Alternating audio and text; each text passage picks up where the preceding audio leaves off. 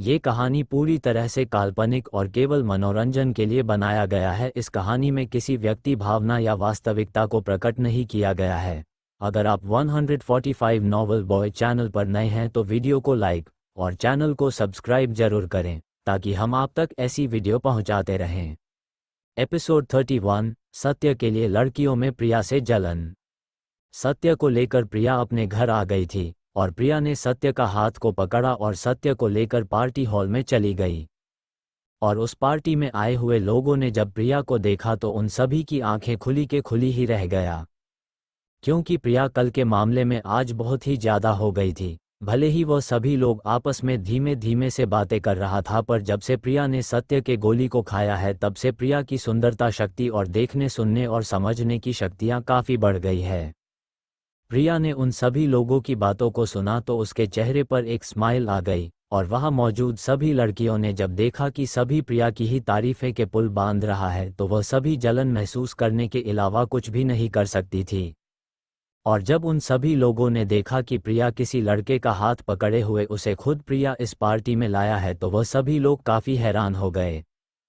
और उस पार्टी में आए सभी लड़कों ने जब ये देखा कि प्रिया किसी लड़के के हाथ को पकड़ कर लाया है तो वह सभी लड़के सत्य से काफी जलन महसूस करने लगा। और उनमें से एक लड़का बोला, पर यह लड़का अपने चेहरे पर मास्क क्यों लगाया है और अपने हाथ पैरों को भी बहुत ही अच्छे से छुपा लिया है। ये सुनकर उन सभी लड़कों ने सत्य से जलन को छोड़ अब सत्य को ध्यान से देखने लगा। तभी उनमें से एक लड़का बोला, यार जब पार्टी में कोई लड़का आता है तो वह लड़कियों को इम्प्रेस करने के लिए अपना बॉडी को दिखाता रहता है ताकि सभी लड़कियां उससे इम्प्रेस हो जाए, पर यहाँ तो पूरा मामला ही उल्टा है। ये सुनकर दूसरा लड़का बोला, हाँ भाई मुझे भी कुछ दाल में काला लग रहा है। और तभी एक और लड़का बोला, या फिर ये पूरा दाल ही काला हो, क्या पता कि उस मास्क के पीछे एक बूढ़ा आदमी हो। ये सुनकर उन सभी लड़कों ने एक साथ बोला, मुझे भी यही लगता है। और जब उस लड़के ने सुना कि वह सभी लड़के राजी हो गया है तो तभी उस लड़के के दिमाग में एक खतरनाक सा आइडिया आता है। और वह लड़का बोला, क्यों न हम सभी उस आदमी के चेहरे से मास्क को हटा दे, आखिर हम भी तो देखें कि प्रिया जिस आदमी को लेकर आया है वह आदमी सच में बूढ़ा है या नहीं। ये सुनते ही सभी लड़कों ने हाँ में सिर हिलाया और बोला, तो फिर चलो मैं उस लड़के के चेहरे से मास्क को हटाते हैं। ये सुनकर वह सभी लड़कों ने हाँ में सिर हिलाया और वह लड़का एक लड़के से बोला, तुम अपनी पावर से उस आदमी के पैरों को फ्रिज कर दो और तुम अपने पावर से उस आदमी के मांस को कई टुकड़ों में काट देना। ये सुनकर वह दोनों लड़के ने हाँ में सिर हिलाया और पहला लड़का ने अपने पावर से सत्य के पैरों को फ्रिज कर दिया, और तभी दूसरे लड़के ने अपने पावर से एक चाकू बनाया और सत्य के तरफ भेज दिया। उन सभी लड़कों ने गुप्त रूप से हमला किया था, इसीलिए बाकी के लोगों को ये नहीं दिख रहा था कि सत्य के पैरों को किसी ने फ्रिज कर दिया है। सत्य के कदम रुकते ही एक गायब चाकू सत्य के पास आया और सत्य के चेहरे के ऊपर के मांस को कई टुकड़ों में काट दिया। अपने प्लान में कामयाबी मिलते ही वह सभी लड़के बहुत ही खुश हो गया और बहुत ही बेसब्र लगते हुए सत्य के चेहरे के ऊपर का मांस उतरते हुए देखने लगा। और जब उन सभी लोगों ने देखा कि सत्य के चेहरे का कोई मांस को काट दिया है तो वह सभी लोग सत्य के चेहरे को देखने के लिए काफ़ी एक्साइटेड हो गए और सत्य के चेहरे की तरफ सभी लोगों ने नज़र कर लिया। और वही अब सत्य के चेहरे पर से वह मांस पूरी तरह से हट गया था, और जब उन सभी लोगों ने सत्य का चेहरा देखा तो वह सभी काफ़ी हैरान हो गए। और जो लड़कियां प्रिया से जलकर अपना मुंह दूसरी तरफ कर लिया था वह तो सत्य को एक झलक भी नहीं देख पाए। और जब तक वो सभी लड़कियां सत्य को देख पाती तब तक प्रिया सत्य को लेकर अपने पापा के कमरे में चली गई। और जब उन सभी लड़कियों ने देखा कि सत्य अब प्रिया मनी के पापा चिंता मनी के कमरे में चला गया है तो वह सभी लड़कियों ने सत्य को इग्नोर कर दिया। पर जब उन सभी लड़कियों ने बाकी लड़कियों के तरफ देखा जिसने सत्य को देखा था, उसकी तो आंखें अभी भी उस कमरे को ही घूर रही थी। जब उन लड़कियों ने बाकी लड़कियों का ऐसा हाल देखा तो उसकी भी दिलचस्पी भी सत्य में बढ़ गई। और इधर प्रिया सत्य को लेकर अपने पापा के रूम में आ गई थी, और जब प्रिया सत्य को लेकर अपने पापा के रूम में आया तो उसने देखा कि चिंता मनी अपने कुछ पुराने दोस्तों के साथ बातें कर रहा था। जब प्रिया ने देखा कि उसके पापा अपने कुछ पुराने दोस्तों के साथ बातें कर रहा था तो उसने अपने पापा से बोली, पापा मैं इस इंसान को लेकर आ गई जिसने मुझे उस दर्दनाक दर्द से छुटकारा दिलाया था। और जब चिंतामणि ने अपने बेटी की बातों को सुना तो उसने एक नज़र सत्य की तरफ देखा, और जब चिंतामणि ने सत्य को देखा तो वह भी सत्य को देखकर हैरान रह गया। और उसने अपने मन में ही बोला, ये लड़का सच में बहुत ही कम उम्र में एक बहुत ही अच्छा डॉक्टर बन गया है।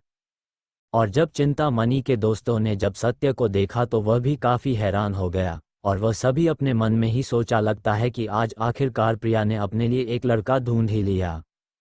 और तभी चिंतामणि ने अपने दोस्तों से बोला, तो चलो दोस्त, मैं तुम सबसे नीचे पार्टी में मिलता। और इतना सुनते ही वह सभी लोग उस कमरे से बाहर जाने लगे, और बाहर जाते हुए उन सभी ने सत्य से धीमी आवाज में बोला, लड़के तुम्हें भविष्य में हम सभी का ध्यान रखना होगा। जब सत्य ने उन सभी के बातों को सुना तो वह थोड़ा भ्रमित हो गया, पर प्रियामणि के चेहरे पर तो बहुत ही ज़्यादा शर्मा रही थी। तो अब क्या होगा आगे? आखिर सत्य को देखते ही चिंतामणि ने क्यों अपने दोस्तों को कमरे से बाहर भेज दिया, और आखिर क्या बातें करनी है चिंतामणि को सत्य से?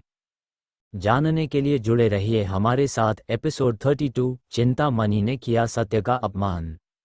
और जब चिंतामणि के सारे दोस्त उस कमरे से चला गया तो चिंतामणि ने सत्य को बैठने के लिए, और चिंतामणि ने प्रिया की तरफ देखा और प्रियामणि से बोला, बेटा प्रिया, मुझे सत्य से कुछ बात करना है, तो तुम भी यहाँ से जाओ। ये सुनकर प्रिया, जो पहले से ही उन सभी लोगों के बातों से शर्म से पानी पानी हो रही थी, और जब उसने अपने पापा की बात को सुना तो प्रियामणि बिना कुछ बोले ही जल्दी से उस कमरे से चली गई। प्रियामणि उस कमरे से निकलकर नीचे जहां पार्टी चल रहा था वहां पर चली आई, और ना चाहते हुए भी उसके मन में उन सभी लोगों की वह बातें चल रही थी, जिसके कारण प्रियामणि काफ़ी शर्मा रही थी। और जब प्रियामणि को उसके कुछ दोस्तों ने देखी तो वह भी प्रियामणि के पास आ गई, और जब उन सभी ने प्रियामणि के चेहरे पर शर्म दिल्ली तो वह सभी लोग समझ गई कि प्रिया किस लिए इतना शर्मा रही थी।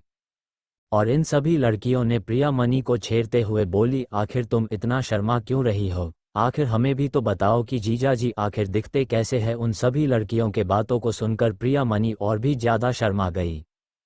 और जब प्रियामणि के दोस्तों ने ये देखा कि प्रियामणि कितना शर्मा रही है तो इन सभी ने प्रियामणि को और भी ज़्यादा परेशान करते हुए बोली, अरे भाई, अगर नहीं बताना चाहते हो तो मत बताओ, हम भी बहुत जिद्दी है, हम तो जीजा जी को देख कर ही रहेंगे।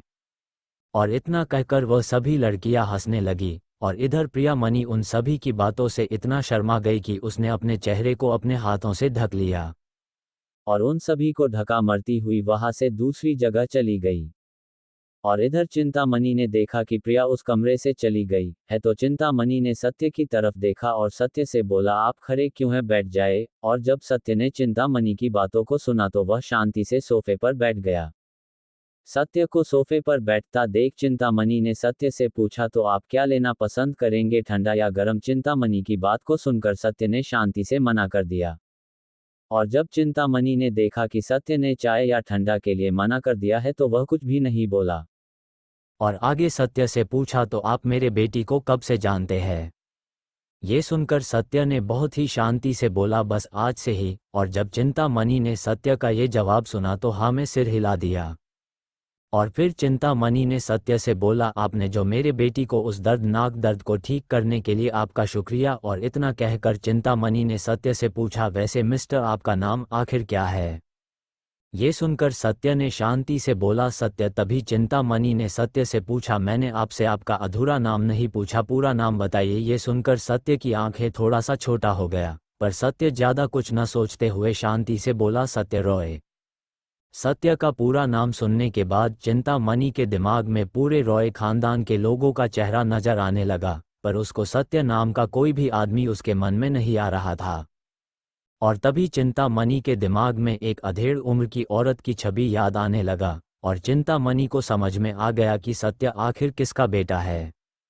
सत्य के माँ का याद आते ही चिंतामणि के चेहरा पर एक कुतल सी मुस्कान आ गया, और उसने सत्य से बोला, तो आप ममता रॉय के बेटे हैं? ये सुनकर सत्य ने हाँ में सिर हिलाया और चिंतामणि से कुछ भी नहीं बोला। और कुछ समय के लिए वहां पर एक खामोशी छा गई, और चिंतामणि उस खामोशी को तोड़ते हुए अपने एक नौकर को बुलाया और उस नौकर से कहा, जाओ और मिस्टर सत्य के लिए बहुत बढ़िया खाना लाओ, जो खाना मिस्टर सत्य कभी भी नहीं खा सकते हैं। और जब सत्य ने चिंतामणि की मजाक उड़ाने वाला बातों को सुना और उस बात पर कोई भी ज़्यादा ध्यान नहीं दिया और शांति से सोफे पर बैठा रहा। और जब चिंतामणि ने देखा कि सत्य अपना बेइज्जती सुनकर भी कुछ नहीं बोला तो वह पहले तो काफ़ी हैरान हो गया और अपने मन में ही सोचा लगता है कि लोगों के बातों को सुनते सुनते अब सत्य की सहनशीलता काफ़ी ज़्यादा बढ़ गया है, जिसके कारण अब इस पर लोगों की बातों का ज़्यादा प्रभाव नहीं पड़ता। और चिंतामणि ने सत्य के सभी अच्छे बातों को इग्नोर कर दिया और उन सभी विचारों को भी जो सत्य के बारे में था, सभी विचारों को अलग करते हुए चिंतामणि ने शांति से सत्य से बोला, तो मिस्टर सत्य, ये लीजिए आपका कीमत जिसके लिए आपने मेरी बेटी को उस दर्द से बचाया था। और इतना बोलकर चिंतामणि ने एक कार्ड सत्य के आगे रख दिया और घमंड से सत्य के तरफ देखा और सत्य से बोला, इस कार्ड में 1 करोड़ रुपया है और मुझे लगता है कि ये आपके इलाज और मेरी बेटी की जिंदगी से दूर जाने के लिए काफ़ी है। और जब सत्य ने चिंतामणि की बातों को सुना तो उसने उस कार्ड को नहीं लिया और उस कार्ड को वैसे ही जहाँ था वहीं पर वैसे ही छोड़ दिया। और जब चिंतामणि ने देखा कि सत्य उस कार्ड को नहीं ले रहा है तो उसने सत्य से कहा, देखो लड़के, मैं जानता हूँ कि तुम प्रिया को पसंद करते हो और शायद प्रिया भी तुम्हें पसंद कहीं न कहीं करती होगी, पर मेरा भी तो मजबूरी को समझो। मैं तुम्हारे जैसे रॉय खानदान के कलंक वाले से अपने बेटी की शादी कैसे करवा दूँ? अगर मानो मैंने तुम्हारा और प्रिया की शादी करवा भी दिया तो बड़े खानदान मनी खानदान के बारे में क्या सोचेगा? तो अब क्या होगा आगे, आखिर क्या जवाब देगा सत्य चिंतामणि के बातों का? और जब प्रिया मणि को ये पता चलेगा कि उसके पापा ने उसकी शादी सत्य के साथ करने से मना कर दिया है तो क्या करेगी प्रिया मणि? क्या प्रिया अपना घर छोड़ देगी और सत्य के साथ चली जाएगी? जानने के लिए जुड़े रहिए हमारे साथ। एपिसोड 33, बड़े खानदानों के बीच की लड़ाई का समय आ गया। चिंतामणि की बातों को सुनकर सत्य उस सोफे से उठ गया और सत्य चिंतामणि से बोला, आसमान में ये चमकता हुआ सितारों को तो सभी लोग चाहता है कि वह इस आसमान के सारे तारों को अपने लिए इस्तेमाल करे, पर इस आसमान के तारे सभी के पहुंच से ऊपर है और सभी लोग इन सभी तारों को देखने अलावा कुछ भी नहीं कर सकता। और जब चिंतामणि ने सत्य के बातों को सुना तो वह सत्य के बातों को बिल्कुल भी नहीं समझ पाया और सत्य को भ्रमित नज़रों से देखने लगा। और फिर सत्य चिंतामणि की तरफ पलटा और चिंतामणि से बोला, आप मुझे पैसा और पावर की ताकत दिखा रहे हैं, पर मेरा यकीन मानिए, अगर मैं चाहूँ तो इस दुनिया के सारा पैसा और पावर को एक ही झटके में अपने कदमों के नीचे झुका सकता हूँ। और इतना बोलकर सत्य बिल्कुल शांत हो गया और उस कमरे से बाहर निकल गया। और तभी सत्य उस कमरे से बाहर जाते हुए बोला, मुझे पता है कि आपके भी हाथ एक बेगुनाह के खून से रंगा है, पर आप चिंता मत कीजिए, आज के बाद आप जब भी मुझे मिलेंगे तब आपको अपने कर्मों का हिसाब किताब देना होगा। और फिर सत्य अपना शांत वाला रूप छोड़ अपने रौबदार आवाज में चिंतामणि से बोला, चिंतामणि, तुम्हें क्या लगा था कि तुम किसी बेगुनाह इंसान को मार दोगे और किसी को पता भी नहीं चलेगा? पर तुम एक बात भूल गए कि ईश्वर की नज़रों और उसके पकड़ से नहीं बच सकते। और जब अगले बार हम दोनों मिलेंगे तो आपके उस इंसान के मौत के दर्द का ईश्वर तुम्हें जरूर मजा चखाएगा। और जब चिंतामणि ने सत्य की बातों को सुना तो उसके हाथ पैर दर्द से कांपने लगा और वह अपने मन में ही सोचा, ये बात तो मैंने किसी को भी नहीं बताया है, तो फिर इस लड़के को कैसे पता चला? और फिर कुछ देर के बाद चिंतामणि का डर कुछ काम हुआ और उसने सत्य से बोला, लड़के, इस दुनिया में अगर आप ताकतवर हो तो आपका सब कुछ जायज है।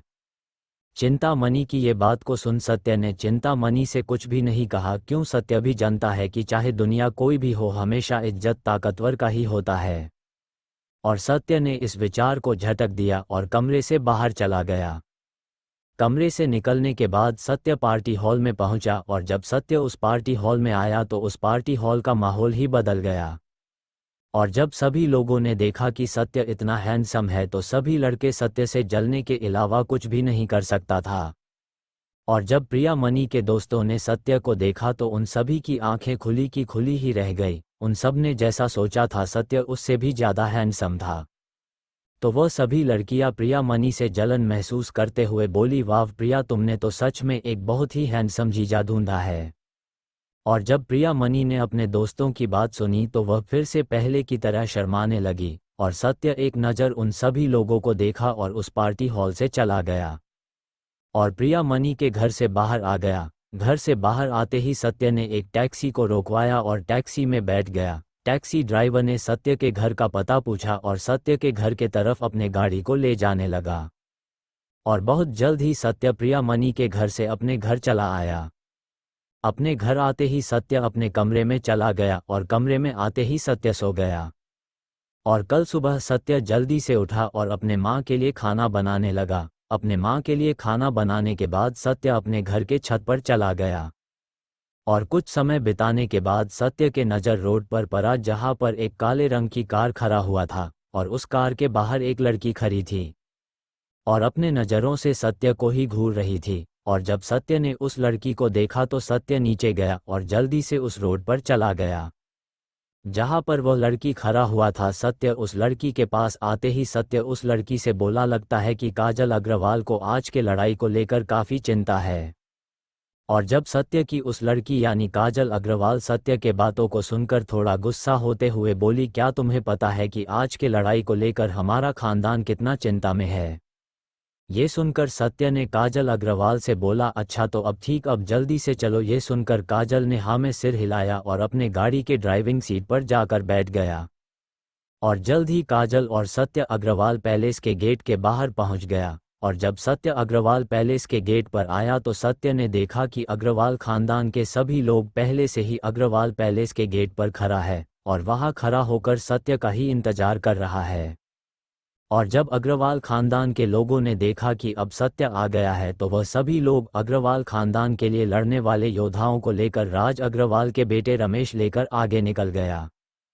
और धीरे धीरे अग्रवाल खानदान के सभी लोग अपने अपने गाड़ी में बैठकर वहां से निकल गया। और जब काजल ने देखा कि सभी लोग वहां से निकल गया है तो उसने भी अपनी गाड़ी को स्टार्ट किया और उन सभी गाड़ियों का पीछा करने लगा।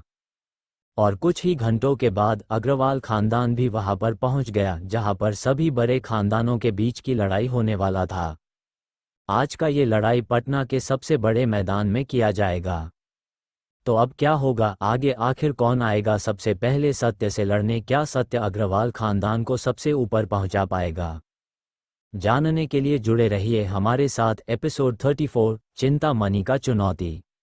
आज रास्तों पर गाड़ियों का बहुत ही ज़्यादा ट्रैफिक था। क्यों? आज सभी योद्धाओं और बड़े खानदानों के बीच की लड़ाई होने वाला।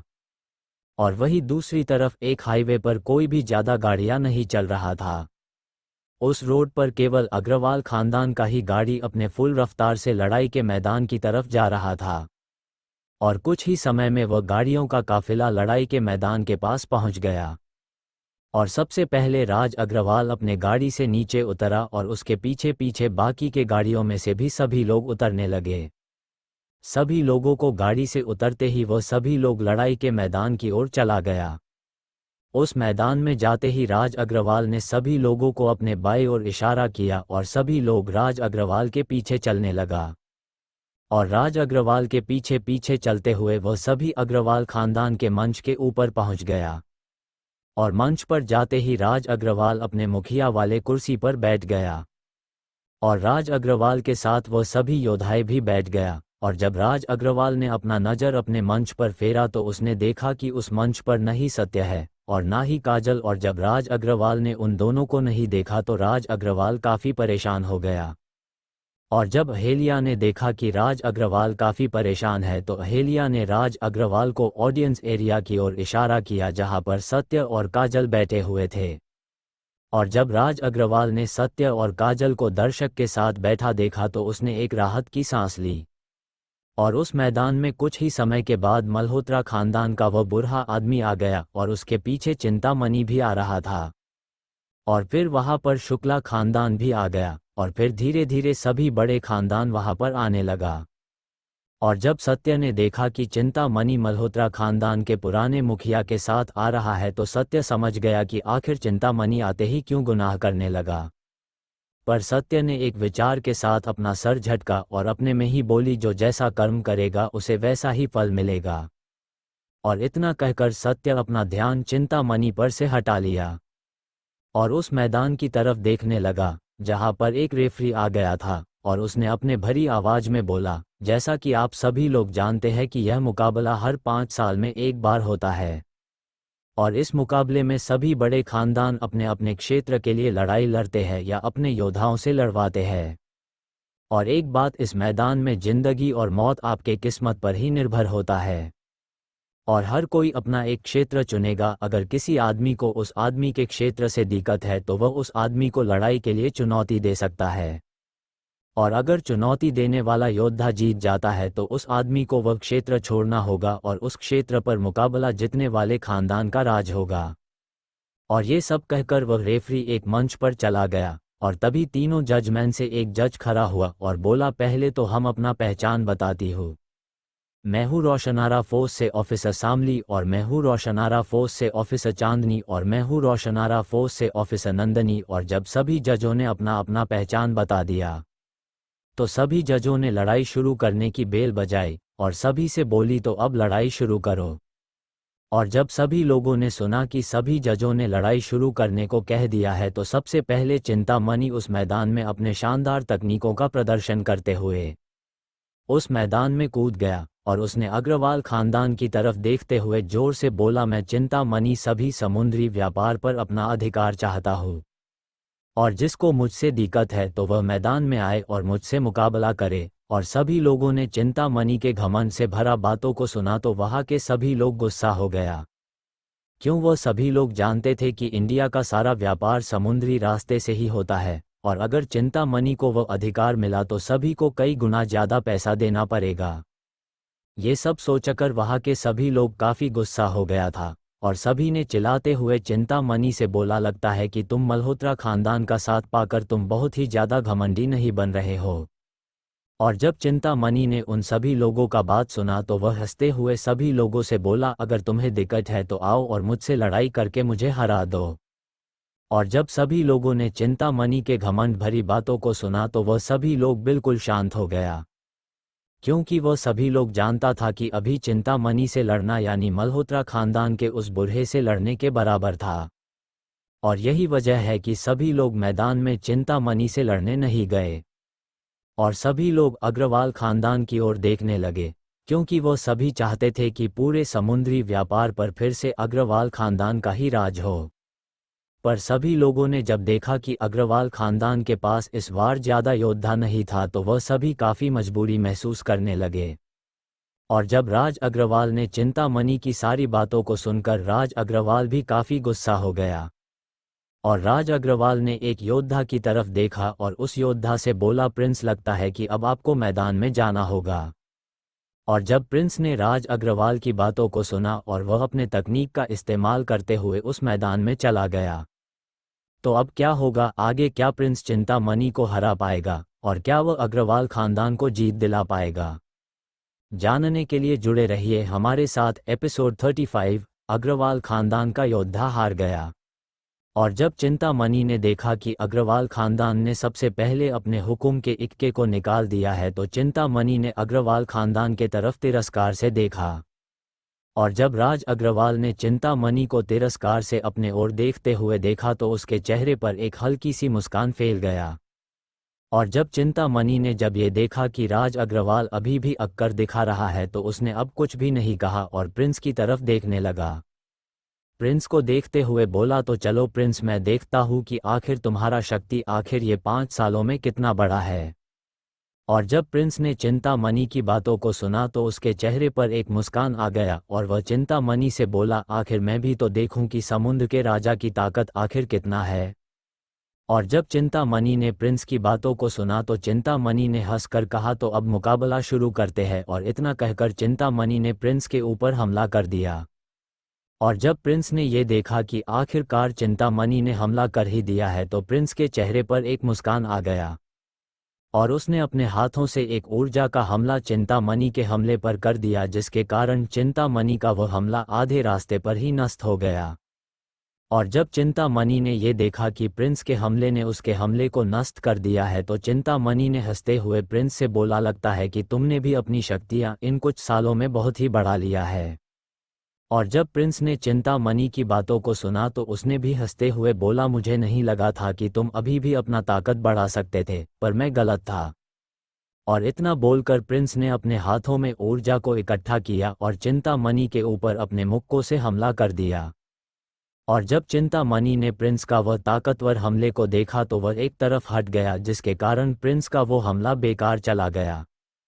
अपने हमले को यूं बेकार जाता देख प्रिंस ने चिंतामणि से बोला, लागत है कि तुमने इस बार अपने सारे कमियों को पूरा कर लिए हो, वरना मेरे इस हमले से तुम बहुत ही ज़्यादा घायल हो जाते। और जब चिंतामणि ने प्रिंस के बातों को सुना तो उसने अपने रफ्ता का उपयोग करते हुए एक झटके में प्रिंस के पास आया और प्रिंस को मुक्का मारते हुए बोला, बिल्कुल। और जब प्रिंस ने चिंतामणि के हमले को देखा और जल्दी से कुछ कदम पीछे हट गया, जिसके कारण चिंतामणि का वह हमला प्रिंस को कुछ भी नुकसान नहीं पहुंचा पाया था।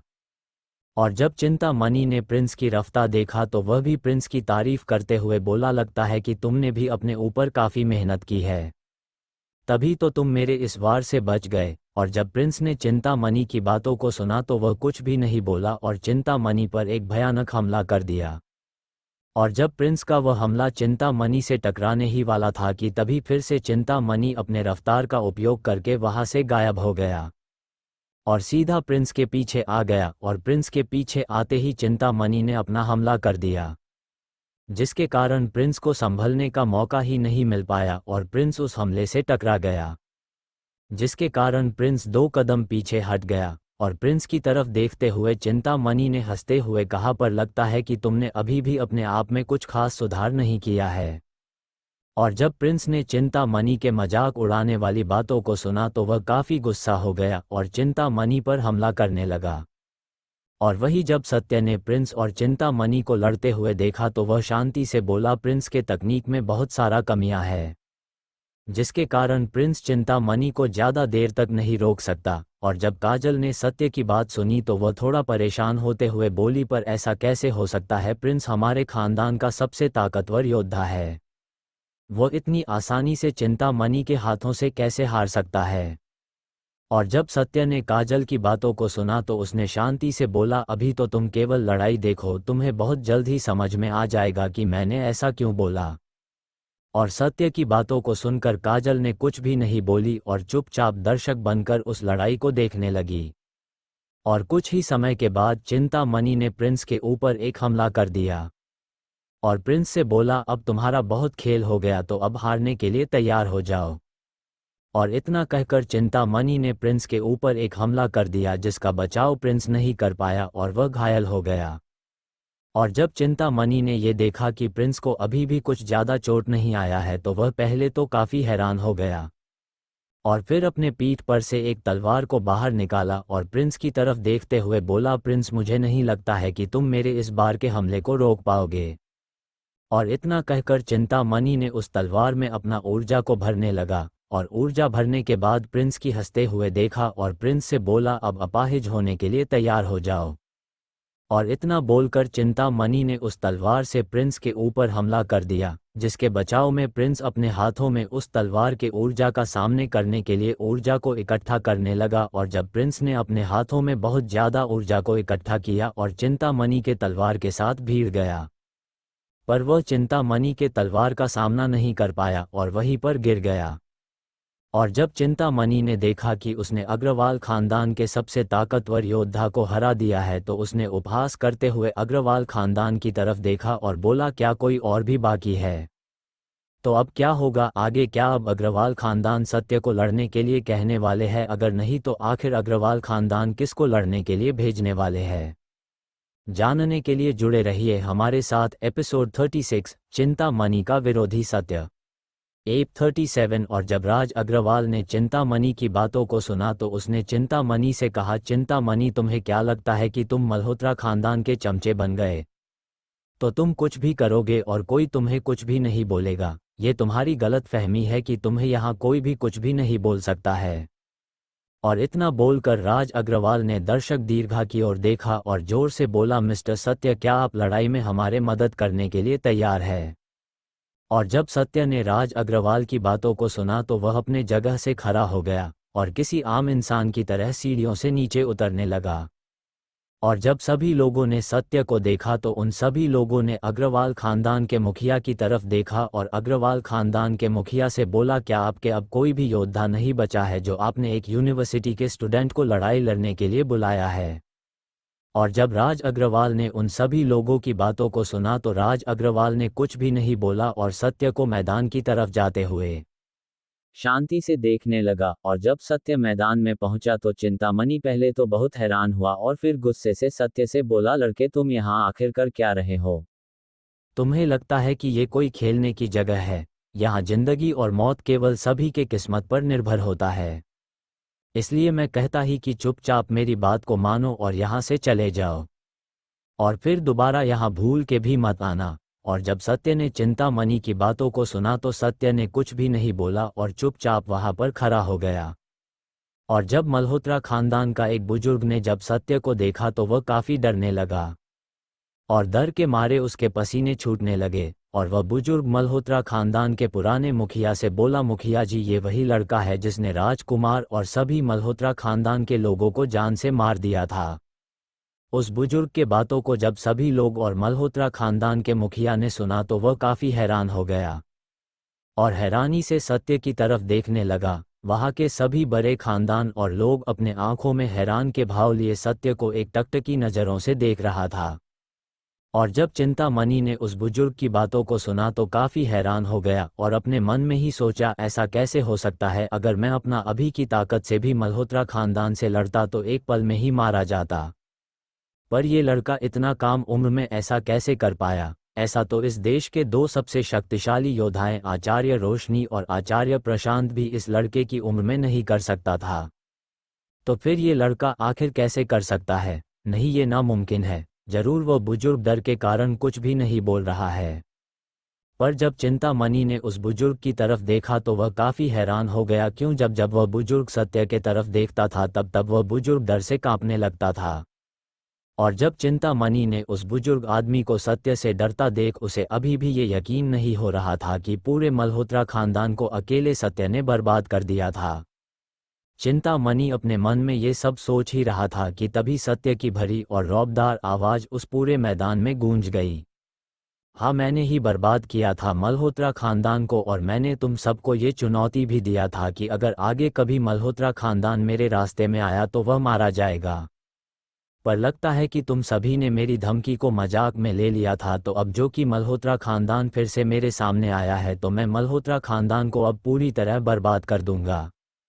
और जब सत्य की बातें चिंतामणि ने सुना तो उसने गुस्से से सत्य से बोला, सत्य, ये कोई मजाक करने की जगह नहीं है। मैं तो कहता हूँ कि तुम मल्होत्रा खानदान से माफ़ी मांग लो, शायद वह तुम्हें माफ़ कर देगा। पर सत्य तो ऐसे दिखा रहा था कि मानो उसने चिंतामणि की बातों को सुना ही नहीं। अपने बातों को सत्य द्वारा यूं हल्के में लेते देख चिंतामणि काफ़ी गुस्सा हो गया, पर उसने सत्य पर हमला नहीं किया। और जब मल्होत्रा खानदान के मुखिया ने ये देखा कि चिंतामणि सत्य के ऊपर हमला नहीं कर रहा है तो उसने चलाते हुए चिंतामणि से बोला, चिंतामणि, आखिर तुम मैदान में खड़ा होकर कर क्या रहे हो? जल्दी से उस लड़के को मौत के घाट उतार दो, उसके बाद मैं इस लड़के के पूरे परिवार को मार दूंगा। और जब चिंतामणि ने मल्होत्रा खानदान के मुखिया के बातों को सुना तो उसने दांत पीसते हुए सत्य से बोला, लड़के, तुम्हारे पास मौका था, पर तुमने उस मौके को गवा दिया, तो अब अपाहिज होने के लिए तैयार हो जाओ। और जब सत्य ने चिंतामणि की बातों को सुना तो सत्य ने चिंतामणि से कुछ भी ज़्यादा नहीं बोला और शांति से बोला, हमला करो, आखिर मैं भी तो देखूं कि आखिर चिंतामणि के पास आखिर कितनी ताकत है। और जब चिंतामणि ने सत्य की बातों को सुना तो वह काफ़ी हैरान हो गया और अपने मन में ही सोचा, रात की ही तो बात है कि सत्य उसके बेटी के साथ शादी करने के लिए उसके घर आया था, और आज उसके ही सामने उसके विरोधी बन के खड़ा है। और अपने सोच से बाहर आते हुए चिंतामणि ने अपने तलवार को बाहर निकाल लिया और सत्य पर हमला करने के लिए तैयार हो गया। तो अब क्या होगा आगे? क्या चिंतामणि सत्य को अपाहिज बना पाएगा या फिर सत्य अपने एक ही हमले में चिंतामणि को हरा देगा? जानने के लिए जुड़े रहिए हमारे साथ। एपिसोड 37, चिंतामणि का सबसे ताकतवर तकनीक। चिंतामणि अपना तलवार निकाल चुका था और किसी भी समय सत्य पर हमला करने के लिए तैयार हो, और चिंतामणि अपना ऊर्जा को उस तलवार में इकट्ठा करने लगा। और जब सत्य ने चिंतामणि को अपने तलवार में शक्तियां को इकट्ठा करता देख उसके चेहरे पर मुस्कान आ गया और चिंतामणि से बोला, देखता हूँ कि ये तलवार मुझे छूने के लायक है भी या नहीं। और जब चिंतामणि और बाकी के सारे लोगों ने ये सुना तो वह सब काफ़ी हैरान हो गया और सभी एक दूसरे से बातें करने लगे, अरे ये लड़का पागल है, क्या जब इस तलवार के हमले को खुद इतना शक्तिशाली प्रिंस भी नहीं झेल पाया तो फिर ये लड़का इतना अक्कड़ आखिर दिखा किसको रहा है? और जब उस दूसरे आदमी ने उस पहले आदमी की बातों को सुना तो वह हंसते हुए बोला, लगता है कि आज इस लड़के की मौत इसी मैदान में आज होगा। वो सभी आपस में बातें कर ही रहे थे कि तभी तीनों जजों के चेहरे पर काफ़ी परेशानी छा गया और ऑफिसर शामली ने ऑफिसर चांदनी से बोली, ऑफिसर चांदनी, अब हम क्या करें? क्या हम मुकाबले को रोकने का आदेश दें या फिर सत्य को इसी तरह मरते हुए देखे? और जब चांदनी ने ऑफिसर शामली की बातों को सुना तो उसने अपना टेंशन को दूर किया और ऑफिसर शामली से काफ़ी गंभीर आवाज़ में बोली, आप सभी टेंशन क्यों ले रहे हैं? आखिर मैं भी तो देखूं कि हमारे लीडर के। ऑफिसर चांदनी इतना बोलने ही वाली थी कि तभी ऑफिसर नंदनी ने ऑफिसर चांदनी का मुंह बंद कर दिया और ऑफिसर चांदनी से बोली, ये आप अभी क्या बोलने जा रही थी? ऑफिसर चांदनी, क्या आप ये नहीं जानती कि सत्य को उसके बारे में कुछ भी याद नहीं है? और जब सत्य को सारा पुरानी यादें वापस आ जाएगा तो वह खुद लीडर को ढूंढने के लिए चला जाएगा। और इतना सुनकर ऑफिसर चांदनी हाँ में सिर हिलाया और मैदान की तरफ देखने लगी जहां पर सत्य चिंतामणि के तलवार में शक्तियों को इकट्ठा होता हुआ शांति से देख रहा था। और जब चिंतामणि के उस तलवार में बहुत ही ज़्यादा शक्तियां इकट्ठा हो गया तो वह उस शक्तियों को अब और भी ज़्यादा देर तक काबू में नहीं रख सकता। इसीलिए चिंतामणि ने सत्य से चिल्लाते हुए बोला, लड़के, मैं कोशिश करूंगा कि तुम्हें ज़्यादा नुकसान न पहुंचाऊं। और जब सत्य ने चिंतामणि की बातों को सुना तो सत्य ने शांति से चिंतामणि से बोला, क्या आपको लगता है कि आपका ये बच्चों वाला ताकत मुझे थोड़ा भी नुकसान पहुंचा सकता है? और जब चिंतामणि ने सत्य की बातों को सुना तो वह अब अपने ऊर्जा को ज़्यादा काबू नहीं किया और ऊर्जा से भरा हुआ तलवार सत्य के ऊपर चला दिया। और जब सत्य ने देखा कि चिंतामणि का वह तलवार बहुत ही तेज रफ्तार से उसी की तरफ आ रहा है तो उसने कुछ नहीं किया और शांति से अपने जगह पर खड़ा रहा। और जब दर्शक दीर्घा में बैठे लोगों ने देखा कि उस तलवार को आता देख सत्य ने अभी तक कुछ भी नहीं किया है तो वह सभी काफ़ी हैरान हो गए और हैरानी से उस तलवार को सत्य के शरीर को छलनी होते हुए देखने का इंतजार करने लगा। और तभी एक लड़की बोली, लगता है कि ये मल्होत्रा खानदान वाले मुझे शादी से पहले ही विधवा बना देगी। और जब सभी लोगों ने उस लड़की की बातों को सुना तो वह सब काफ़ी हैरान हो गए और वहाँ के कुछ लड़कियां हैरानी से उस लड़की की तरफ देखा और उससे बोली, ये तुम क्या बोल रही हो? आखिर तुम्हें कुछ अंदाजा भी है? और पहले तो तुम मुझे ये बताओ कि तुम्हारी और सत्य की शादी का बात कहाँ से आ गई? और जब उस लड़की ने उन सभी लड़कियों का सवाल सुना तो वह लड़की बोली, बिल्कुल, मैं पहले से ही सत्य को जानती हूँ और इस लड़ाई के बाद मैं खुद सत्य के माँ से अपनी शादी की बात करूँगी। और जब सभी लड़कियों ने उस लड़की की बातों को सुना तो वह सभी लड़कियां उस लड़की से जलन महसूस करने के अलावा कुछ भी नहीं कर सकती थी। और इधर जब चिंतामणि की तलवार सत्य को छूने ही वाला था कि तभी सत्य उस तलवार के दिशा से हट गया, जिसके कारण चिंतामणि का वह हमला खाली चला गया, जिसके कारण वहाँ के सभी लोग और खुद चिंतामणि काफ़ी हैरान हो गया। क्यों? सत्य ने जब चिंतामणि का हमला 1 इंच के दूर पर आया तब उस हमले के सामने से हट गया था, जिसके कारण चिंतामणि का वह हमला खाली चला गया। और जब चिंतामणि ने यह देखा कि सत्य ने कितना आसानी से उस हमले से बच गया तो उसने अपना एक और हमला को तैयार करना शुरू कर दिया और सत्य को देखने लगा।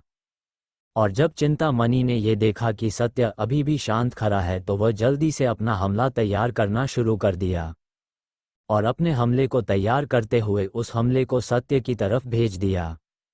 और जब सत्य ने उस हमले को देखा तो इस बार सत्य अपने जगह से नहीं हटा और अपना हाथ बढ़ाकर उस हमले की ताकत की जांच करने लगा। और जब सत्य के हाथ से वह हमला टकराया तो वह एक जोरदार धमाका सुनाई दिया और मैदान के चारों तरफ धूल मिट्टी उड़ने लगा। और जब उस मैदान से सारा धूल मिट्टी साफ हुआ तो सभी लोगों ने देखा कि उस हमले से टकराने के बाद भी सत्य अपने जगह पर किसी पत्थर की तरह जमा हुआ था। और जब चिंतामणि ने देखा कि उसकी ये हमला भी नाकाम हो गया है तो उसने अपने हुक्म के इक्के को निकाला और अपने हाथ को जोर से जमीन पर मारा, जिसके कारण जमीन से चाकू से भी तेज धार और नुकीले चट्टानों को निकाला और सत्य की तरफ फेंक दिया। तो अब क्या होगा आगे? क्या सत्य चिंतामणि के हमले से बच पाएगा? जानने के लिए जुड़े रहिए हमारे साथ। एपिसोड 38, शैतान उस लड़के को मार द। और जब सत्य ने देखा कि चिंतामणि ने अपना तकनीक का उपयोग करके जमीन के टुकड़े को चाकू से भी तेज बनाकर सत्य की तरफ फेंक दिया है तो सत्य के चेहरे पर एक मुस्कान आ गया और बोला, अब आएगा मजा। और इतना कहकर सत्य ने अपने हाथों में अपना ऊर्जा को इकट्ठा किया और चिंतामणि के उस हमले से लड़ने के लिए तैयार हो गया। और जब अग्रवाल खानदान के मुखिया ने चिंतामणि के तकनीक को देखा तो उसने मल्होत्रा खानदान की तरफ देखा और मजाक उड़ाते हुए कहा, लगता है कि मल्होत्रा खानदान अब काफ़ी बेशर्म हो गया है, तभी तो अपना खास तकनीक बाहरी लोगों को सीखने के उसे ऐसे ही दे दिया। और जब मल्होत्रा खानदान के मुखिया ने ये सुना तो उसने हंसते हुए कहा, लगता है कि अग्रवाल खानदान अपने मौत को देखकर काफ़ी घबरा गया है। और अपने बातों को जारी रखते हुए मल्होत्रा खानदान के मुखिया अग्रवाल खानदान के मुखिया से कहा, ये तो शुरुआत है, अग्रवाल खानदान के अंत का आगे आगे देखो होता है क्या। और इतना कहकर मल्होत्रा खानदान का मुखिया शांत हो गया और उस हमले को सत्य से टकराने का इंतजार करने लगा। और जब सत्य ने देखा कि चिंतामणि का हमला इसके काफ़ी करीब आ गया है तो उसने अपने हाथ के ऊर्जा का उपयोग किया और उस हमले को आधे रास्ते में ही नष्ट कर दिया। और सत्य चिंतामणि से बोला, अब बहुत खेल लिया तुम्हारे साथ, अब तुम अपने गलतियों का सजा पाने के लिए तैयार हो जाओ। और इतना बोलकर सत्य अपने हाथों में ऊर्जा को इकट्ठा किया और चिंतामणि को सजा देने के लिए तैयार हो गया। और अपना हाथों में ऊर्जा को इकट्ठा किए हुए सत्य एक झटके में चिंतामणि के पास पहुंच गया और उसे एक मुक्का मार दिया। सत्य के मुक्के को खाते ही चिंतामणि बहुत दूर उड़ गया और दीवार से टकरा गया, जिसके कारण उसके मुंह से खून निकलने लगा। पर सत्य अभी भी यहाँ नहीं रुका और उसने चिंतामणि को कपड़ों से उठाया और उसे एक और मुक्का मार दिया, जिसके कारण चिंतामणि मल्होत्रा खानदान के मंच पर जाके गिरा और एक जोरदार हड्डी टूटने का आवाज आया और चिंतामणि के शरीर का सारा हड्डी एक झटके में टूट गया, जिसके कारण चिंतामणि अब खड़ा भी नहीं हो सकता था।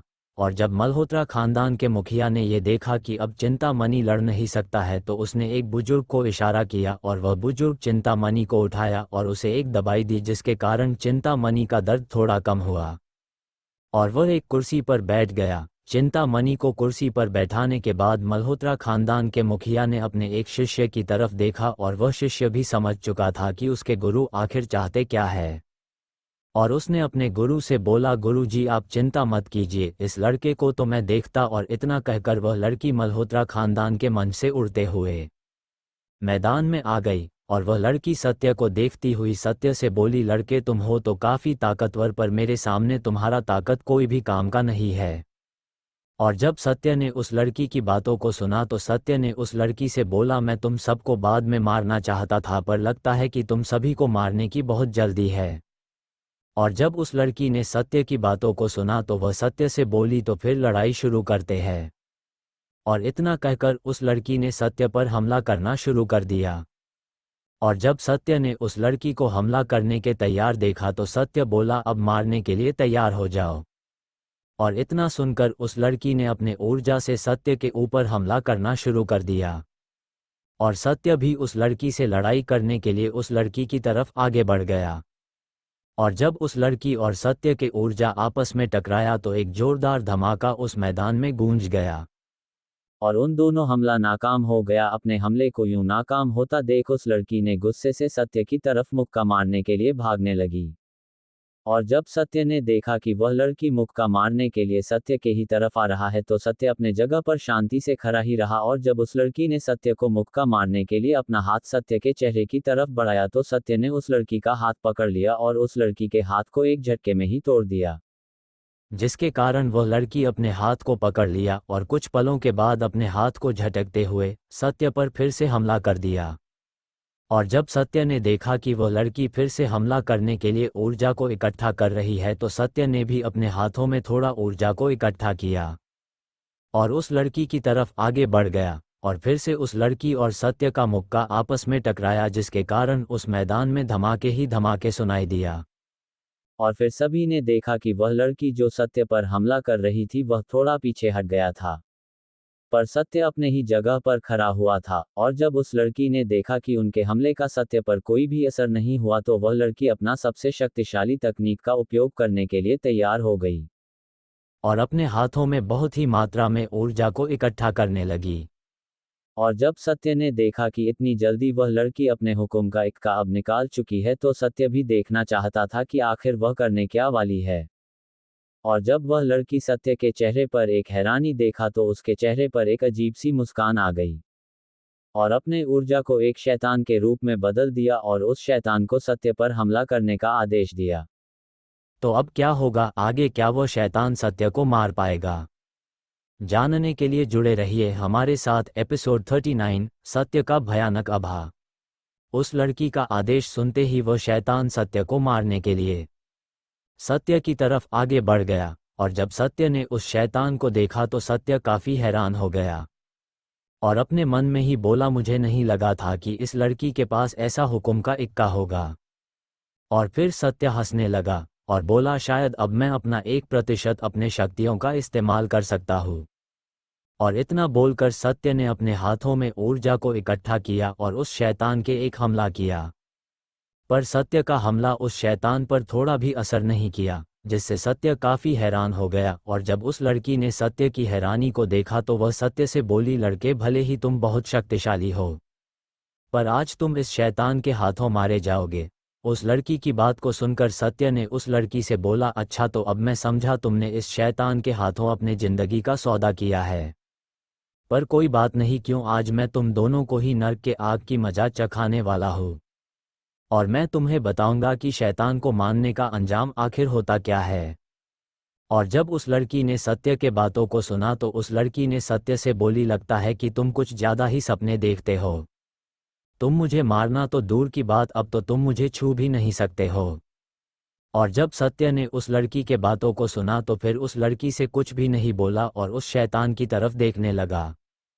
वही वह शैतान सत्य पर दूसरा हमला करने के लिए तैयार हो गया था और अपने हाथों में काली ऊर्जा को इकट्ठा कर लिया था और उस काली ऊर्जा से सत्य पर हमला कर दिया, जिसके कारण वह काला रोशनी सत्य की तरफ बहुत ही तेजी के साथ सत्य को मारने के लिए आ रहा था। और जब सत्य ने उस काली रोशनी को अपनी तरफ आते हुए देखा तो सत्य जल्दी से वहां से हट गया। सत्य के हटते ही वहां पर काली रोशनी टकरा गया, जिसके कारण वहां का जमीन कई फीट गड़ा हो गया था और उस गड्ढे से काले रंग का रोशनी निकल रहा था। और जब सभी लोगों ने उस हमले को देखा तो वह सभी काफी हैरान हो गया और सभी आपस में ही बात करने लगा, अरे ये शैतान तो बहुत ही खतरनाक है, पता नहीं कि ये लड़का आखिर कितनी देर तक इस शैतान का सामना कर सकता है। जब वह सभी लोग आपस में बात कर ही रहा था कि वह शैतान फिर से अपना मुक्का सत्य को मारा, पर सत्य इस हमले से भी बच गया। और जब सत्य ने उस हमले से बच गया तो उस लड़की की तरफ देखा जो सत्य को देखकर मुस्कुरा रही थी। और जब सत्य ने उस लड़की को मुस्कुराते हुए देखा तो सत्य के चेहरे पर भी एक मुस्कान आ गया और सत्य उस लड़की से बोला, तुम्हें क्या लगता है कि मैं तुम्हें और तुम्हारे इस शैतान को नहीं मार सकता? तो ये तुम्हारी गलतफहमी है। अगर मैं चाहूं तो इस शैतान को अपने एक ही मौके में मार सकता हूं। और इतना बोलकर सत्य ने अपनी आंखों को बंद कर लिया और जब सत्य अपना आंखें को खोला तो वहां के चारों तरफ का मौसम बदलने लगा। हवा काफी तेज हो गया था, आसमान में काले बादल आ गया था और उस बादल से बहुत तेज बिजलियां कड़कने लगा। और जब सभी लोगों ने ये देखा कि कैसे सत्य के आंख खोलते ही पूरा मौसम ही बदल गया तो वहां के सभी लोग काफी हैरान हो गया और हैरानी से सत्य की तरफ देखने लगा और सभी बातें करने लगा कि आखिर कैसे सत्य पूरे मौसम को एक ही झटके में बदल दिया। वह सभी आपस में बातें कर ही रहा था कि तभी सत्य के ऊपर एक बिजली गिरा, पर सत्य को उस बिजली से कोई भी नुकसान नहीं हुआ। और तभी सत्य के चारों तरफ बिजलियों के झटके नजर आने लगा, जिसके कारण सत्य का चेहरा नहीं दिख रहा था तो केवल सत्य का बात जो हवा में लहरा रहा था, जिसके कारण सत्य पहले से भी 1000 गुना ज्यादा हैंडसम लगने लगा। और इस वक्त सत्य के पूरे शरीर से बिजलियों के झटके निकल रहे थे। और ये सब जब उस शैतान ने देखा तो वह शैतान काफी डरने लगा। और जब सभी लोगों ने उस शैतान को डरते हुए देखा तो वह सभी काफी हैरान हो गया और सोचने लगे, अभी तक तो ये शैतान सत्य को मारने के लिए उतावला हो रहा था, पर अब तो वह खुद मौत के डर से सत्य के सामने नहीं आ रहा है। और जब सत्य ने देखा कि वह शैतान लड़ने में हिचकिचा रहा है तो सत्य ने अपने रौबदार आवाज में बोला, अब भागने के बारे में सोचना भी मत, अब तुम अपने मौत से मिलने वाले हो। और इतना बोलकर सत्य ने अपने हाथों में बिजलियों से तलवार बना लिया और उस शैतान से लड़ने के लिए तैयार हो गया। और सत्य बिना उस शैतान को एक भी मौका दिए उस शैतान पर बिजलियों के तलवार से हमला कर दिया। और जब सत्य का बिजलियों से बना तलवार उस शैतान को छुआ तो वह शैतान काफी हैरान हो गया और चिल्लाते हुए बोला, नहीं, ये नहीं हो सकता, आखिर एक मामूली सा लड़का मुझे चोट पहुंचा नहीं सकता है। और जब सत्य ने उस शैतान की बातों को सुना तो उसने उस शैतान से बोला, मैं तुम सभी को इस दुनिया में कर्मों का फल देने आया हूँ। चाहे वह इंसान हो या शैतान, सबको अपने कर्मों का फल लेना है। और आज तुम भी अपने कर्मों के फल को भुगतोगे। तो अब तैयार हो जाओ हमेशा हमेशा के लिए मरने और ना खत्म होने वाली आग में जलने के लिए। और इतना कहकर सत्य ने बिजली से एक और तलवार बनाया और उस शैतान के आर पार हो गया, जिसके कारण वह शैतान वहीं पर मर गया। और सत्य ने उस शैतान की रूह को देखा जो अभी अभी अपने शरीर से निकलकर वहां से बचकर भागने की तैयारी कर रहा था। और जब सत्य ने उस शैतान के रूह को देखा तो सत्य ने उस शैतान के रूह का गला पकड़ लिया।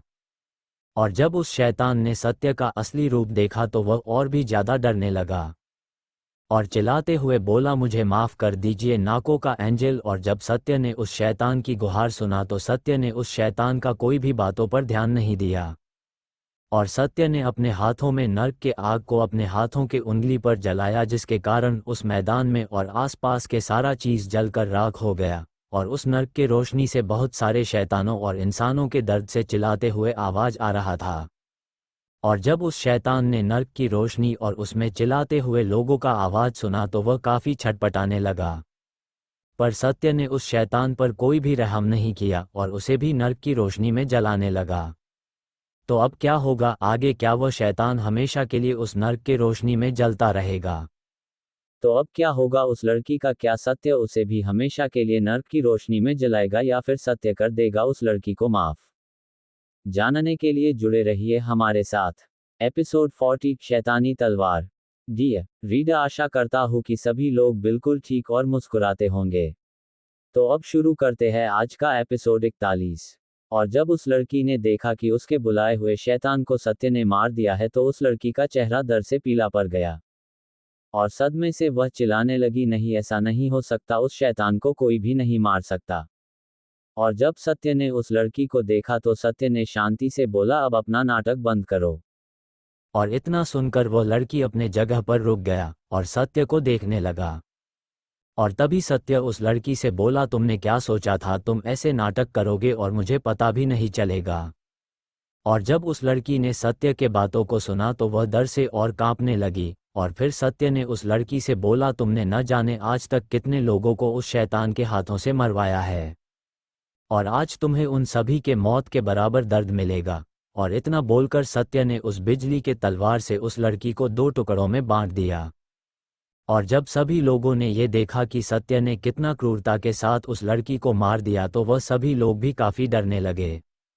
और जब मल्होत्रा खानदान के मुखिया ने ये अपने सबसे चहेती शिष्य को मरती देख वह बूढ़ा काफी गुस्सा हो गया और सत्य की जान लेने के इरादा से मैदान में कूद गया और सत्य से चिल्लाते हुए बोला, लड़के, तुमने मेरे शिष्या को मारकर अपने मौत को बुलावा दिया है और आज मैं तुम्हें इसी मैदान में जिंदा दफना दूंगा। और जब सत्य ने मल्होत्रा खानदान के मुखिया की बातों को सुना तो सत्य ने उस बूढ़े आदमी से बोला, लगता है कि तुम भी अपनी शिष्या की तरह ही मारने के जल्दी में हो। और जब उस बूढ़े आदमी ने सत्य की बातों को सुना तो उसने अपना तलवार को निकाल लिया और सत्य से लड़ने के लिए तैयार हो गया। और जब सत्य ने उस बूढ़े आदमी को लड़ने के लिए तैयार देखा तो सत्य ने भी अपनी बिजली के तलवार को फिर से बाहर निकाल लिया और सत्य भी लड़ने के लिए तैयार हो गया। और उस बूढ़े आदमी ने सत्य पर अपने तलवार से हमला कर दिया, जिसके कारण वहां पर एक जोरदार धमाका एक के बाद एक सभी लोगों को सुनाई देने लगा। और तभी सभी लोगों को एक आदमी पीछे हटते हुए दिखाई दिया। और जब सभी लोगों ने उस आदमी को देखा तो पता चला कि पीछे हटने वाला आदमी सत्य था। और कुछ ही पल के बाद सत्य फिर से उस बूढ़े आदमी से लड़ने चला गया। वहां बैठा कोई भी आदमी कुछ भी देख नहीं सकता था, वहां तो सभी को सिर्फ 2 रोशनियां आपस में लड़ते हुए दिख रहा था। और फिर वह बूढ़ा आदमी ने देखा कि सत्य पर उसके हमले का कोई भी असर नहीं हो रहा था तो उसने अपना एक काफी ताकतवर तकनीक का उपयोग किया और उस मैदान में एक जोरदार धमाका हुआ। उस धमाके के कारण सत्य उस बूढ़े आदमी से काफी दूर आ गया था। उस आदमी से दूर जाने के बाद सत्य ने अपने हाथों में ऊर्जा को इकट्ठा किया और उस बूढ़े आदमी पर हमला कर दिया। और जब उस बूढ़े आदमी ने देखा कि सत्य ने उन पर हमला कर दिया है तो उस बूढ़े आदमी ने अपने चारों तरफ एक सुनहरे रंग का दीवार बना लिया, जिसके कारण सत्य का ऊर्जा उस बूढ़े से नहीं टकराया बल्कि उस सुनहरे दीवार से टकराकर बेकार हो गया। और जब सत्य ने उस सुनहरी दीवार को देखा तो सत्य झट से उस दीवार के पास आ गया और उस दीवार को अपने एक ही मौके में तोड़ दिया। और जब वह बूढ़ा आदमी ने देखा कि उसकी बनाई हुई दीवार एक ही झटके में तोड़ दिया तो वह बूढ़ा आदमी जल्दी से अपने हाथों में ऊर्जा को इकट्ठा किया और सत्य को मुक्का मार दिया। और जब सत्य ने देखा कि वह बूढ़ा आदमी ने हमला कर दिया है तो सत्य ने उस बूढ़े आदमी का हाथ एक झटके में पकड़ लिया, जिसके कारण वहां पर एक जोरदार धमाका सुनाई दिया। और जब धूल साफ हुआ तो सभी ने देखा कि सत्य ने उस बूढ़े आदमी के हमले को बिना अपने जगह से हिले ही रोक दिया है। और जब वह बूढ़ा आदमी ने देखा कि सत्य ने उसके हमले को इतनी आसानी से रोक दिया है तो वह बूढ़ा आदमी काफी हैरान हो गया, क्योंकि उसने नहीं सोचा था कि सत्य इतना ज्यादा शक्तिशाली होगा। और फिर वह बूढ़ा आदमी सत्य से बोला, लड़के, मैंने तुम्हें कुछ ज्यादा ही कमजोर समझ लिया था, पर कोई बात नहीं, मैं अपने इस गलती को जरूर सुधार लूंगा। और इतना कहकर वह बूढ़ा आदमी ने अपने हाथों में एक काले रंग का ताबीज पकड़ लिया और एक शैतानी मंत्र को पढ़ा, जिसके कारण उस बूढ़े आदमी के हाथों में एक काला हथियार आ गया। और वह बूढ़ा आदमी सत्य से बोला, लड़के, आखिर मैं भी तो देखूं कि आखिर तुम में कितना दम है। और इतना कहकर उस बूढ़े आदमी ने अपनी ऊर्जा उस काले रंग की तलवार में भरने लगा, जिसके कारण वह काले रंग का तलवार और भी तेजी के साथ चमकने लगा। और वह बूढ़ा आदमी उस तलवार से सत्य पर हमला कर दिया। और जब उस तलवार को अग्रवाल खानदान के मुखिया ने जब देखा तो वह चिल्लाते हुए सत्य से बोला, मिस्टर सत्य, उस हमले से बचिए। और इतना कहकर राज अग्रवाल सत्य को देखने लगा। और जब सत्य ने राज अग्रवाल के बातों को सुना तो वह उसके बातों का कोई भी जवाब नहीं दिया और शांति से उस तलवार से निकले हुए काले रंग के रोशनी को अपनी तरफ आते हुए देखने लगा। और जब वह काले रंग की रोशनी सत्य के बिल्कुल पास आ गया तो सत्य ने अपना एक हाथ बढ़ाकर उस काले रंग के रोशनी को रोकने की कोशिश करने लगा, जिसके कारण सत्य को कुछ कदम पीछे हटना पड़ा, पर सत्य को किसी भी तरह की कोई भी चोट नहीं आया था। और जब अग्रवाल खानदान ने यह देखा कि सत्य बिल्कुल ठीक है तो वह सभी एक राहत के सांस लेने लगा। तो अब क्या होगा आगे, क्या वह उस बूढ़े आदमी को हरा पाएगा, और अगर नहीं तो क्या वह बूढ़ा आदमी सत्य को मौत के घाट उतार देगा? जानने के लिए जुड़े रहिए हमारे साथ। नेक्स्ट पार्ट देखने के लिए चैनल पे बने रहे।